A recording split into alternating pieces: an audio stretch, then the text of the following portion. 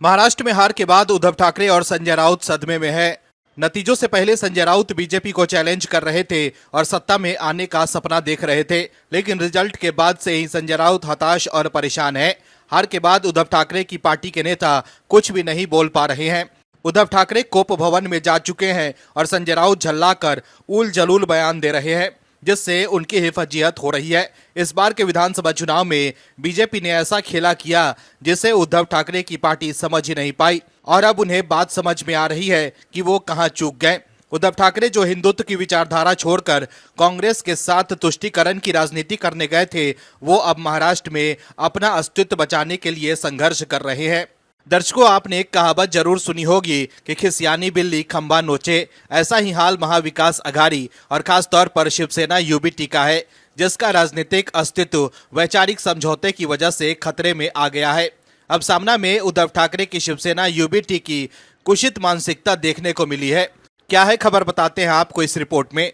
दरअसल महाराष्ट्र विधानसभा चुनाव 2024 के नतीजे आ चुके हैं। इस चुनाव में बीजेपी की अगुवाई वाली महायुति गठबंधन ने शानदार प्रदर्शन किया है। महायुति गठबंधन जीत के जश्न में डूबा है, तो वहीं दूसरी तरफ महाविकास अघाड़ी गठबंधन है, जिसके नेता बड़ी हार से चिंता में है और मंथन कर रहे हैं। वहीं उद्धव की सेना ने सामना में अपने लेख में लिखा है कि विधानसभा चुनाव के नतीजे आ गए हैं, लेकिन ये जनमत यानी जनादेश नहीं है।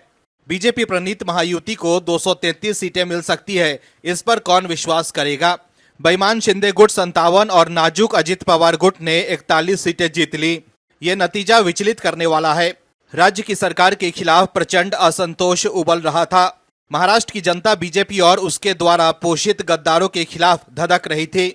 जब महाराष्ट्र की जनता सभी बेईमानों को गाड़ने का संकल्प लेकर मतदान करती है, लेकिन एक झटके में सभी बेईमान जीत जाते हैं और बेईमानों की जय जयकार करते हुए विजय जुलूस निकालते हैं, तो ये महाराष्ट्र की स्वाभिमानी छवि पर आघात है। ये नतीजा स्वीकार करने लायक नहीं है। इस लेख में किसानों का जिक्र करते हुए आगे लिखा गया है कि कर्ज तले डूबे किसान आत्महत्या कर रहे हैं। प्याज, टमाटर, दूध सड़क पर फेंकना पड़ रहा है। महाराष्ट्र के उद्योगों को गुजरात लेकर जाने से राज्य के युवा बेरोजगार हो गए हैं। बेरोजगारी की वजह से किसानों के बच्चों की शादी नहीं हो पाती। फिर भी क्या कोई विश्वास कर सकता है कि इस सरकार के प्रति प्रेम की ऐसी लहर उठी और उसमें एक बदनाम असंवैधानिक सरकार दोबारा जीत गई। लोकसभा में महाराष्ट्र ने अपना स्वाभिमानी आन बान दिखाकर मोदी शाह की महाराष्ट्र विरोधी राजनीति को परास्त कर दिया। जिस महाराष्ट्र में 4 महीने पहले महाराष्ट्र ने लोकसभा में मोदी के बहुमत को रोकने का पुरुषार्थ दिखाया था, उसी महाराष्ट्र में अगले 4 महीने में विधानसभा चुनाव का ये नतीजा आया और महाराष्ट्र में महानता के कुंडल गलकर गिर गए। महाराष्ट्र का जैसे तेज ही खत्म हो गया है। वहीं लेख में चुनाव आयोग पर सवाल उठाते हुए कहा गया है कि महाराष्ट्र की धरती पर बटोगे तो कटोगे जैसे जहरीले प्रचार अभियान बेशर्मी से चलाए गए और चुनाव आयोग ने कोई आपत्ति नहीं जताई। पैसों की अथाह वर्षा हुई।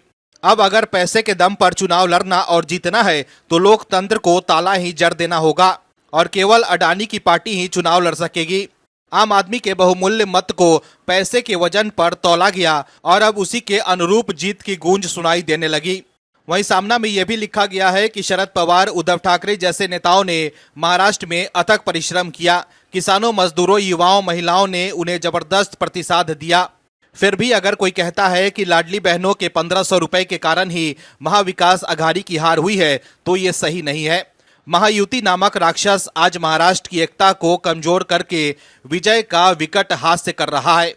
सामना में लिखा गया है कि आज महाराष्ट्र खत्म हो गया, इसलिए राष्ट्र भी खत्म हो गया। अडानी राष्ट्र के उदय और खुशी की उल्लास शुरू हो गया।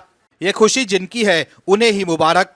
महाराष्ट्र की छाती पर अडानी राष्ट्र खड़ा होता दिख रहा है। ये जीत सच नहीं है। दर्शकों, उद्धव ठाकरे और संजय राउत को चिंतन करने की जरूरत है कि अगर वो जनता के साथ धोखा करेंगे तो जनता ऐसे ही साफ कर देगी। Bureau report, OMH news. और भी वीडियोस देखने के लिए चैनल को सब्सक्राइब करें और बेल आइकन को दबाएं।